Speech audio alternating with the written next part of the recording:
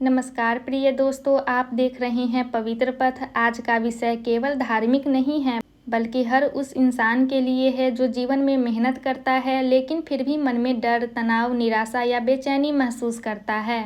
आज हम बात करेंगे कर्मयोग क्या है, क्यों भगवत गीता में श्री कृष्ण ने कर्मयोग को इतना महत्वपूर्ण बताए हैं। क्या कर्मयोग का मतलब केवल काम करना है? क्या हर मेहनत कर्मयोग बन जाती है? क्या नौकरी करना, पढ़ाई करना, परिवार संभालना, ये सब भी कर्मयोग हो सकता है? और सबसे महत्वपूर्ण बात, अगर हम कर्मयोग को सही तरीके से समझ ले तो क्या हमारी जिंदगी बदल सकती है। आज की इस वीडियो में हम कर्मयोग को बहुत आसान भाषा में समझेंगे। कोई कठिन शब्द नहीं, कोई भारी ज्ञान नहीं, बस सीधी और सरल बातें करेंगे जो सीधे दिल और जीवन से जुड़ती है। तो वीडियो को अंत तक जरूर देखिए, क्योंकि हो सकता है आज की ये बातें आपकी सोच बदल दे। कमेंट में अवश्य लिखिएगा जय श्री कृष्ण। सबसे पहले समझते हैं कर्म क्या है। बहुत लोग सोचते हैं कि कर्म मतलब केवल पूजा पाठ, दान या धार्मिक काम, लेकिन सच्चाई इससे कहीं बड़ी है। आप जो भी करते हैं वही कर्म है। बोलना कर्म है, सोचना कर्म है, चलना कर्म है, पढ़ाई करना कर्म है, किसी की मदद करना कर्म है, किसी को दुख देना वो भी कर्म है। मनुष्य एक पल भी बिना कर्म के नहीं रह सकता। यहाँ तक कि कुछ न करना भी एक प्रकार का कर्म है। सुबह उठने से लेकर रात को सोने तक हम लगातार कर्म करते रहते हैं। लेकिन अब सवाल आता है, अगर हर इंसान कर्म कर रहा है तो फिर कर्मयोग अलग क्या है? यहीं से असली समझ शुरू होती है। कर्मयोग का अर्थ है बिना लालच और बिना डर के अपना कर्तव्य पूरी ईमानदारी से करना। यानी काम करो लेकिन केवल परिणाम के पीछे मत भागो। मेहनत करो लेकिन हर समय फल की चिंता में मत जलो। यही कर्मयोग है।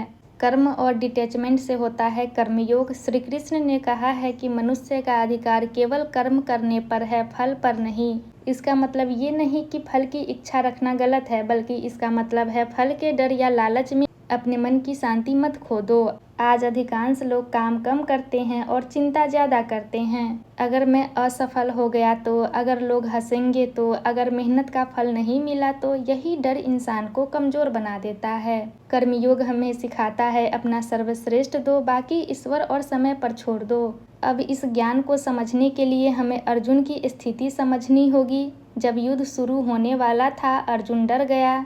उन्होंने अपने ही रिश्तेदारों, गुरुओं और मित्रों को सामने देखा। उनका मन टूट गया, हाथ कांपने लगा, धनुष नीचे गिर गया। उन्होंने कहा, मैं युद्ध नहीं करूंगा। अब सोचिए, अर्जुन कमजोर नहीं थे, वे महान योद्धा थे, फिर भी डर गए। क्यों? क्योंकि उनका मन परिणाम में फंस गया था। उन्हें केवल युद्ध का परिणाम दिखाई दे रहा था, मृत्यु, दुख, बिछड़ना। तब कृष्ण ने उन्हें कर्मयोग समझाए। उन्होंने कहा, तुम्हारा कर्तव्य युद्ध करना है, सही के लिए खड़े होना है। फल की चिंता में अपने कर्तव्य से मत भागो। यही संदेश आज भी हर इंसान के लिए है। बहुत लोग सोचते हैं कि गीता केवल पुराने समय के लिए है, लेकिन सच्चाई ये है कि कर्मयोग आज सबसे ज़्यादा जरूरी है। एक छात्र पढ़ाई करता है लेकिन हर समय डरता रहता है, अगर फेल हो गया तो क्या होगा। एक आदमी नौकरी करता है लेकिन हर समय तनाव में रहता है, अगर मेरी नौकरी चली गई तो क्या होगा। एक व्यापारी डरता है, अगर नुकसान हो गया तो क्या होगा। एक क्रिएटर सोचता है, अगर व्यूज़ नहीं आए तो क्या होगा। यही चिंता इंसान की ऊर्जा खत्म कर देती है। कर्मयोग कहता है, मेहनत करो लेकिन डर के गुलाम मत बनो। अपना काम ईमानदारी से करो, बाकी परिणाम समय पर छोड़ दो।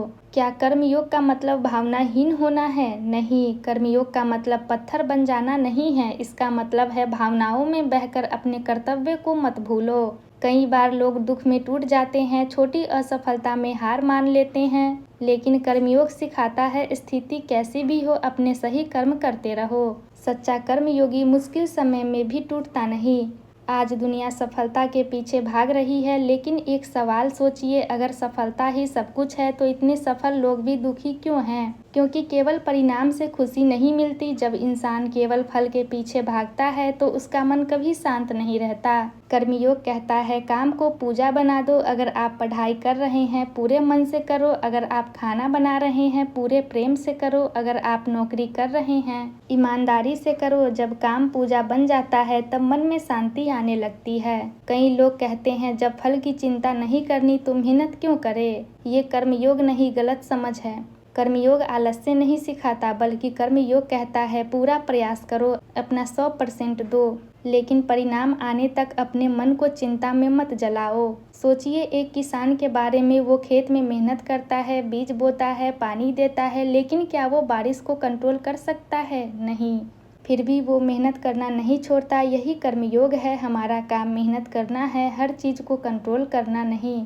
जब इंसान कर्मयोग समझ लेता है तो उसके अंदर धीरे धीरे बदलाव आने लगता है। वो दूसरों से तुलना कम करता है, वो डर कम महसूस करता है, वो छोटी असफलताओं से टूटता नहीं, क्योंकि अब उसका ध्यान केवल परिणाम पर नहीं बल्कि सही कर्म पर होता है। और यही असली शांति है। अब सबसे ज़रूरी बात, कर्मयोग केवल सुनने की चीज़ नहीं है, इसे जीवन में उतारना पड़ता है। रोज़ ये 5 बातें याद रखें। पहला, अपने कर्तव्य पहचानिए। जो सही जिम्मेदारी है उसे ईमानदारी से कीजिए। दूसरा, तुलना कम कीजिए, हर इंसान का रास्ता अलग है।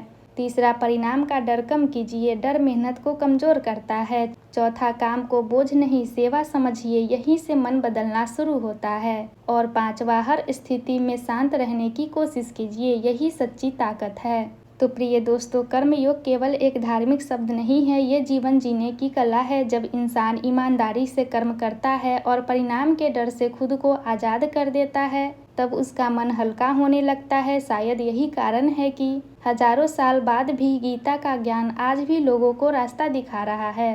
अगर आज की वीडियो से आपको कुछ सीखने को मिला हो तो इसे लाइक करें, शेयर करें और पवित्र पथ को ज़रूर सब्सक्राइब करें। कमेंट में अवश्य लिखें जय श्री कृष्ण। धन्यवाद प्रिय दोस्तों।